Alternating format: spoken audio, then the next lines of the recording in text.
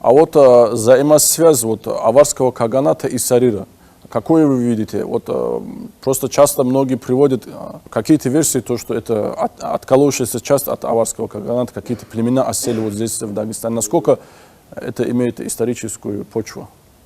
Ну, это очень сложная проблема, как и вообще аварская проблема. Первое, что мы знаем, авары были особым народом, не были тюркоязычными они. Это особый народ был, никакого, ни тюркский язык, ни чувашский, ни хазарский, особый народ. Какой язык? Ну, трудно сказать. Были европеоиды. Такого, даже вот можно сказать, прибалтийского типа они были. В основном такого, вот, как у нас, можно сказать, вот, чародинского типа, вот такого они типа были. Значит, высокорослые такие авары. Теперь, есть описание Кавказа, сделанное Ибн Руста.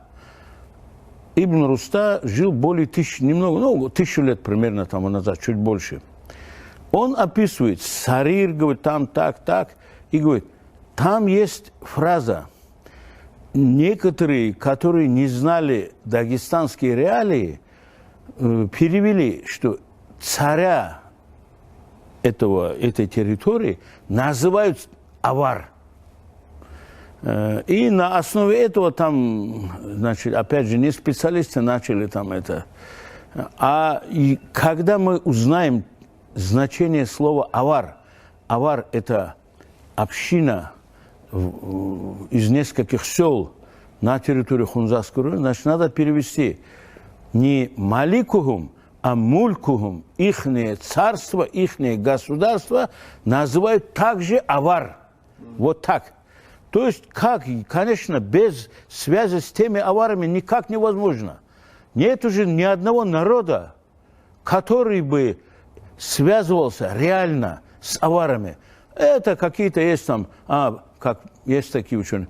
Вместо фабрика, вместо Ф в древности было Т, вместо А было У, вместо Л там, и в конце концов, значит, не обиду сказать там, ну, какие-то, значит, там связывают со сказками, как, короче говоря. Авар ни один народ не носил этого названия, не связывался с ним, кроме дагестанских жителей гор. Вот поэтому вне связи с теми аварами никак нельзя обойтись. Но дальше надо разрабатывать, как это произошло. Видимо, тут, конечно, у нас... Каких-то однозначных сведений до сих пор нету в этом вопросе, да, получается? Ну, я вам скажу, например, я же говорю, эта тема, как любая сложная тема, это тема сапожников, повторяется, вот этой категории людей. Вот меня, например, удивило, почему вот этот отчет Кирилла римскому папе, нигде его все игнорировали, он в интернете есть. А там видно, что они не были тюркоязычными. Это 9 века. Это Кирилл писал в то время, когда между исчезновением аварского королевства в Европе и жизнью этого Кирилла где-то там 30-40 лет.